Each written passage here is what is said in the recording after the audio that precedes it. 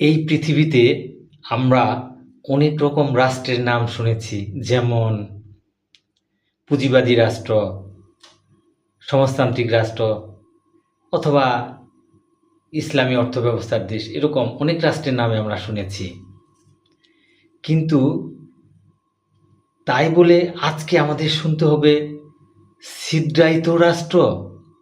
ছিদ্রায়িত রাষ্ট্র আসলে কাকে বলে? বন্ধুরা, গঙ্গা রিড থেকে আমি আছি আপনাদের সাথে।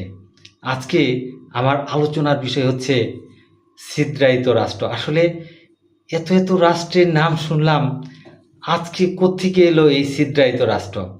আসুন আমরা তাই জানি। ছিদ্রায়িত রাষ্ট্র আসলে কাকে বলে?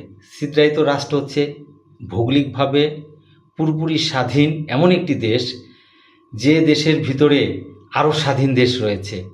এরকম রাষ্ট্রকেই বলা হয় ছিদ্রায়িত রাষ্ট্র। অনেকের মনে প্রশ্ন জাগতে পারে, এরকম রাষ্ট্রও কি আছে পৃথিবীতে? জি আছে, এরকম রাষ্ট্রও আছে। আমরা আস্তে আস্তে সেখানেই যাচ্ছি। যেমন ধরুন ইতালি। ইতালি ভৌগোলিকভাবে স্বাধীন একটি দেশ। এই স্বাধীন দেশের ভিতরে আরও স্বাধীন দেশ রয়েছে। যেমন ইতালির ভিতরে রয়েছে ভ্যাটিকান সিটি, আছে না? আছে।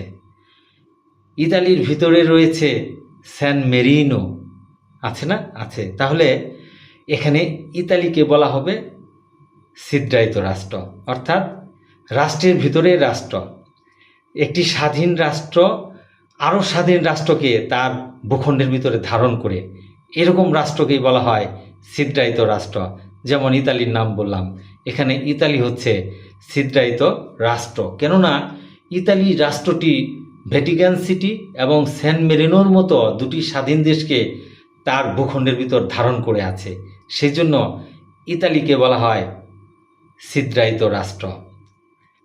এরকম ছিদ্রায়িত রাষ্ট্র পৃথিবীতে আরেকটি রয়েছে, সেই দেশের নাম হচ্ছে দক্ষিণ আফ্রিকা। জি, দক্ষিণ আফ্রিকার ভিতরেও দেশ রয়েছে, আছে। দক্ষিণ আফ্রিকা একটি স্বাধীন দেশ। এই স্বাধীন দেশের ভিতরে আরেকটি স্বাধীন দেশ লুকিয়ে আছে, যেমন সেই দেশটির নাম হচ্ছে লেসোথো। দক্ষিণ আফ্রিকার ভিতরে যে দেশটি রয়েছে সেই দেশের নাম হচ্ছে লেসোথো।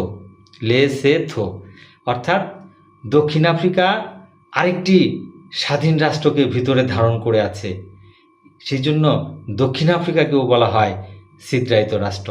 তাহলে ছিদ্রায়িত রাষ্ট্র বের হলো দুটো, একটি